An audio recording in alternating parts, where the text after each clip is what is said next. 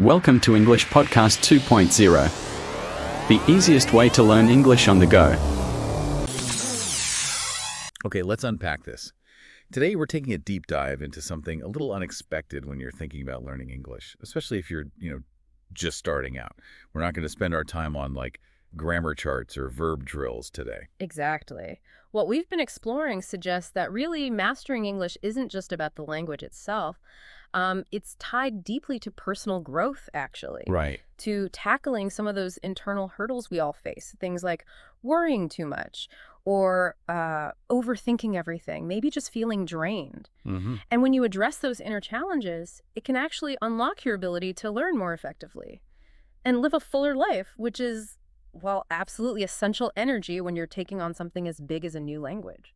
So the really powerful idea we found at the heart of this is actually incredibly simple. It's the concept of let them. Let them, yeah. It's about consciously deciding to release your grip on things you fundamentally cannot control, like what other people think about you or, what they say or what they choose to do. Right. You just can't manage all that. Instead of pouring energy into that, you intentionally shift your focus onto the one thing you do have control over, yourself. Mm-hmm. And the promise here is that this approach frees up your time, your energy, and even your happiness. Oh.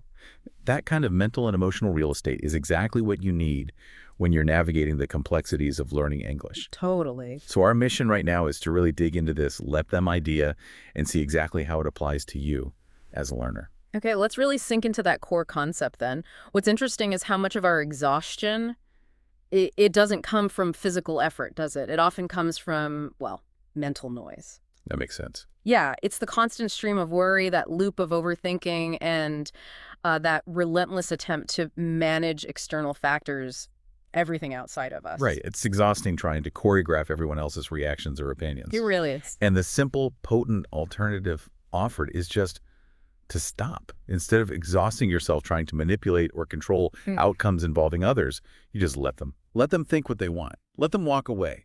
Let them judge. And you pivot inwards, focusing your energy on your own path, your own growth, your own reactions. And for you as a learner, this shift is more than just like a nice idea. It's critical. How so? Well, learning a new language demands mental space, focus, and, resilience. If your mind is cluttered with worries about external validation or trying to manage others' perceptions, you just have so much less capacity available for the demanding but incredibly rewarding work of actually learning English. Okay, so how does this play out in real life then? Especially for someone learning English. One big area is letting them judge you. Oh, absolutely. That fear lives inside so many of us, doesn't it? It really does. Especially when you're putting yourself out there, trying to speak in a new language. Nobody likes being judged, whether it's for your accent, your choices, maybe your lifestyle. And when you're new to a language, that fear of sounding stupid or making mistakes in front of native speakers is huge. It really is. You can feel that nervousness kind of knotting up your stomach. What if they laugh? What if they just don't understand me? Yeah. And the honest truth is some people will judge. They might roll their eyes or, maybe even chuckle. But what's powerful to realize is that often their judgment has nothing to do with you. Really? Yeah, it often has everything to do with them. Okay, so here's the key insight then. Their opinion doesn't define you. Just by opening your mouth and trying to speak in English, you are doing something incredibly brave. Absolutely. Brave. You don't have to be understood perfectly to have value or to be on the right path. You aren't a puzzle someone needs to solve or like a phone signal needing improvement. You are a complete human being with your own story, your own reasons for learning. Let them judge. It says more about them than it does about you. And think about how much energy worrying about that judgment consumes. Oh, yeah. It's one of the biggest barriers to practice, which is, the only way to get better at speaking English. When you let go of that fear, when you accept that some judgment might happen but it doesn't control you, you free yourself up to practice freely, to make those necessary mistakes, and honestly, to learn faster. Okay, that makes a lot of sense. Moving on, another area where letting go is crucial, letting people walk away. This one, this can feel incredibly painful. It really can. It's that ache when people you cared about deeply, friends, maybe partners, maybe even family, they just drift out of your life. There's that anecdote about a friend who just slowly disappeared, leaving you with that nagging, painful question, what did I do wrong? That feeling of self-blame is so common, isn't it? But often the difficult truth is that you didn't necessarily do anything wrong. Sometimes people simply outgrow connections or the path diverges for one or both of you. That's hard to accept, though. It is. And trying to cling to people who are already pulling away, it's profoundly draining. There's a really poignant metaphor for this. Mm-hmm. Trying to keep someone who wants to leave is like a gardener desperately watering a dead plant, hoping it will bloom again. It just won't. And you should never feel like you have to beg someone to stay in your life, to be chosen. Right. So instead of seeing it as rejection, try reframing it as redirection. Redirection, okay. Yeah. When someone walks away, it can actually be creating space for something or someone better to enter your life. The people who are genuinely meant to be there, the ones who value you for who you are, they'll stay. Consider the connection to your learning. How much mental and emotional energy are you pouring into holding on to relationships that aren't nourishing you, that maybe even make you feel less than? Mm-hmm. That's energy that could be directed entirely towards your goals, like becoming fluent in English. Okay, building on that idea of connection and belonging, there's the quiet sting of letting yourself not be invited. Oof, yeah. You see photos on social media, friends hanging out, and you weren't even asked. Yeah. It immediately sparks that internal monologue. Did they forget about me? Is something wrong with me? Right. There's that scenario of seeing pictures from a dinner party. Everyone you know is there, and you just feel completely invisible. Ugh, yeah. That kind of social exclusion can feel like a punch to the gut. It genuinely hurts. He does. And while validating that feeling is important, there's another perspective to consider. You are not going to be everyone's cup of tea. And that is perfectly, wonderfully okay. Easier said than done sometimes. Oh, for sure. But being excluded from a specific event or circle doesn't diminish your worth. It just means you weren't part of that particular constellation at that moment. And, maybe you weren't meant to be. There's a positive way to look at this, too, apparently. Huh. Sometimes not being invited really is a blessing in disguise. How so? Well, you might be saving yourself from gossip, from drama, or just from spending time and energy that isn't aligned with where you're headed. That makes sense. The call to action here is powerful. Don't waste your energy trying to squeeze yourself in or beg for a seat at someone else's table. So what do you do? Focus on building your own table. Create connections with people who genuinely see you, who value you, and who are excited to share space with you. Think about your journey learning English. It's likely opening doors to new kinds of connections, new communities, right? Exactly. So not fitting perfectly into old social boxes actually frees you up. Yeah. It gives you the opportunity to find spaces where you are truly appreciated for the person you are becoming through your learning and growth. Yeah, that's a great way to put it. Here's one that often comes up when you start making real progress, maybe setting healthier boundaries. Letting them say, "You've changed." Oh, man, the classic reaction, isn't it? Totally. You start prioritizing yourself, maybe saying no more often, pursuing new goals. And someone inevitably says, "Wow, you've really changed." There's that story about setting boundaries and someone saying, "You're not the same Aaron you used to be." And the simple, confident reply was, "You're right. I'm not." Yeah. It's kind of ironic when you think about it. Change is the whole point of growth. Right. It's what healing is about, what learning is about, what becoming a better version of yourself is about. And sometimes let's drop a truth bomb here. Right. Sometimes when people say you've changed, what they really mean is you're not as easy to control or manipulate anymore. Ooh, that hits hard. Doesn't it? The message is loud and clear then. Let them say it. Let them miss the old version of you, maybe the tired, people-pleasing, smaller version. Your evolution isn't something to be ashamed of. It's incredibly powerful. And learning English will change you. It just will. How do you mean? It shifts how you see the world. It expands the possibilities for who you can connect with. Maybe it even changes your career path. You have to embrace that transformation, even if it makes some people uncomfortable. So don't shrink back. Exactly. You're not here to shrink yourself to make others feel bigger or safer. You are here to expand. Okay, powerful. Next point, letting them feel their guilt or anger. This really speaks to that tendency many of us have to immediately take on responsibility for others' negative emotion. That feeling of, oh no, they're upset, it must be my fault, or I have to fix this.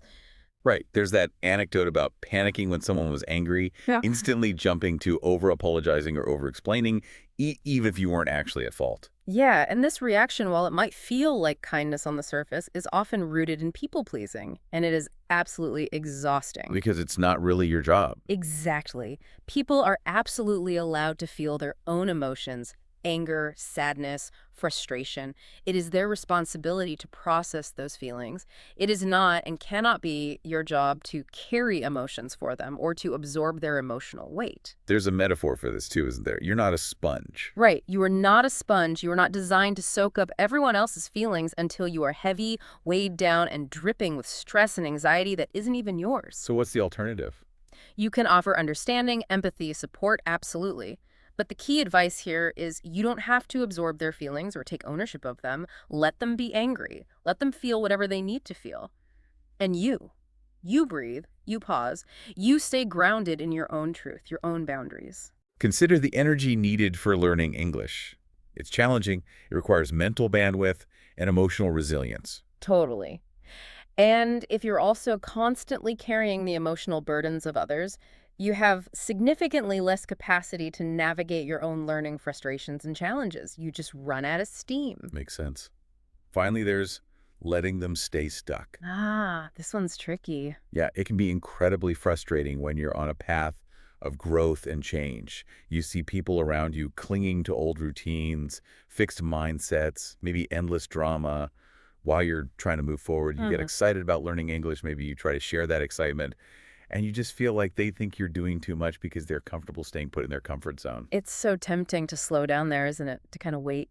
Yeah, you think, maybe I should wait for them. Maybe they'll catch up. But the powerful truth here is you are not on this journey to wait for anyone else. You have your own unique path, and it's moving. So trying to pull them along. Spending your precious energy trying to drag others forward who aren't ready or willing is just draining. It delays your own dreams, like achieving fluency in English, and honestly, often, despite all your effort, they still won't come with you. The image here is like being on a train that's ready to depart. Yeah, exactly. And someone you care about is just sitting on the platform bench. You're caught between staying put with them or getting on the train towards your future. So what do? Get on the train. The message is clear. You can continue to love them deeply from the train window, but you don't have to wait. Let them stay stuck if that's their choice. You need to keep walking, keep learning, keep climbing. Because your path of learning and growth isn't going to pause indefinitely for anyone. Nope. And as you rise, especially through a transformative process like learning English, you'll naturally encounter and connect with people who are also moving forward, people who will walk beside you rather than holding you back. Okay, let's try and bring all these points together now. What we've explored leads to a really profound conclusion. Letting go isn't about losing. It's fundamentally how you win. Yeah, it sounds counterintuitive, but it's true. Holding on, whether it's to control or to relationships that don't serve you or maybe old stories about yourself, it can feel safe, like you're being loyal or persistent. But often that very grip is exactly what's causing you pain and holding you back. There's that beautiful metaphor about holding sand in your hand. Oh, yeah. If you clench your fist tightly, trying desperately to keep every single grain, it just slips through your fingers faster. But if you open your hand, relax your grip, the sand stays put. So some things in life, some connections, some peace, they're only truly safe when you stop trying so hard to control or keep them. It really hits home. The tighter we cling to things outside of ourselves or even to rigid ideas about ourselves, the more we sacrifice our inner peace and our forward momentum. And letting go doesn't mean you didn't care deeply. It means you finally care about yourself enough to prioritize your own well-being and growth. It doesn't mean you stop loving people either. No. It means you stop losing yourself in the effort to keep them where they were, or maybe where you want them to be, instead of accepting where they are or where they're going. And what does this act of letting go give back to you? It gives you your time back. It gives you your calm back. Crucially, it gives you your future back. The idea is, once your hands are free from desperately clinging to what you can't control, you can finally move forward with open hands, ready to receive new opportunities, form healthier connections, and experience genuine peace. Because when your hands are full of things that hurt, There's simply no space for things that heal and help you grow. so if you take one core message away from this deep dive, let it be this. Let them think what they want. Let them walk away. Let them stay stuck. Let them go. Not because you're cold or indifferent. Right. But because you are making a conscious, powerful choice to live a lighter, more focused life. And as we've seen, that isn't weakness at all. It's true wisdom. Mm-hmm. Now, as we've explored these powerful ideas that can fundamentally support your journey in learning English, you might have heard some vocabulary terms that are particularly useful. Ah, right. The language connection. Exactly. Understanding these words not only helps you grasp these concepts on a deeper level, but also directly expands your English language skills. It's like getting a 2-for-1 deal. Okay, so let's look at a few key terms and how they were used. First, judge. Right. To judge means to form an opinion about someone or something, often based on limited information or without truly understanding them. Like the phrase, don't judge a book by its cover. You might miss out on a great story. And it's relevant when you fear being judged for speaking English imperfectly, right? Exactly. Next, shrink. Shrink. This can mean to become smaller physically, obviously, but here it means to reduce yourself, maybe your personality, your confidence, perhaps to make others feel more comfortable. Yeah, and she felt like she had to shrink her ambition around certain friends. You make yourself smaller. Your comfort zone. Ah, the comfort zone. This is a situation or environment where you feel safe and at ease, but it often means you're not taking risks or challenging yourself, which ultimately limits growth. Like leaving her small town was stepping way outside her comfort zone. Needed for growth?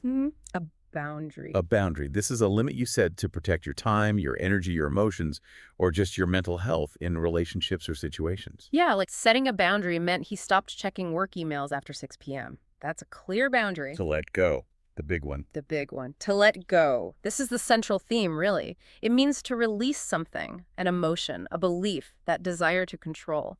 A relationship releasing it emotionally or mentally. For instance, she realized she needed to let go of her anger about the past to move forward. Precisely. To outgrow someone or something. Outgrow. This means to move beyond a person, a situation, or even an interest as you develop and change over time. Like, they were best friends in college, but they just outgrew each other over time. It happens. Redirection. Redirection. We use this term when talking about people walking away.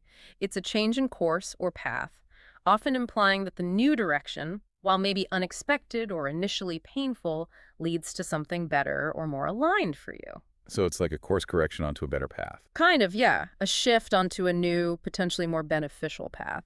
Then there's feeling tied down. Tied down. This is feeling restricted or unable to act freely because of responsibilities, commitments, or maybe unhealthy attachments. Like he felt tied down by a job he no longer enjoyed, feeling stuck. A blessing in disguise. Blessing in disguise. Love this one. It's something that seems bad or unfortunate at first, but it unexpectedly turns out to be good or beneficial in the long run. Like missing the bus was a blessing in disguise because he met his future wife while waiting for the next one. Maybe not that dramatic, but you get the idea. Huh. Yeah. To carry emotions. Carry emotions. This means taking on the emotional weight or stress that really belongs to someone else, feeling responsible for their feelings when you shouldn't be. For example, she spent years carrying the guilt from an argument that wasn't her fault. A truth bomb. A truth bomb.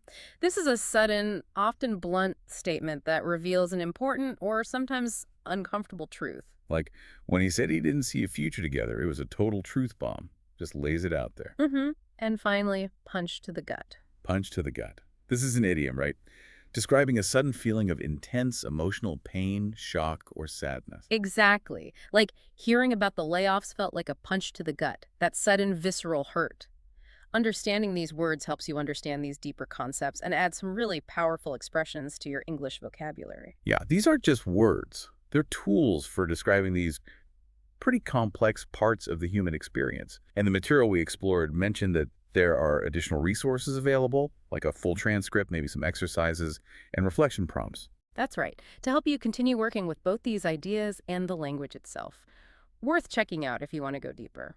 It's really quite incredible, isn't it? How much personal growth and the journey of learning something new, like English, are intertwined. Absolutely. The core idea really is that letting go isn't giving up on yourself or your goals. It's actively creating the space and freeing up the energy you need to actually get stronger, live with more ease, and focus on what truly helps you progress. Like your English learning goals. Exactly. Hopefully, this deep dive has given you some powerful new perspectives alongside some useful new English words. We encourage you to seek out those resources if you feel drawn to keep this momentum going. Okay, so as you reflect on everything we've discussed, this whole idea of letting go of external control to empower your inner journey, here's a final thought to carry with you. If letting go of trying to manage others frees up energy for your learning, what might you be holding on to within yourself? Maybe an old limiting belief about your abilities, or a past mistake you just can't release, or perhaps that fear of not being perfect. What internal baggage might be really holding back your progress in learning English?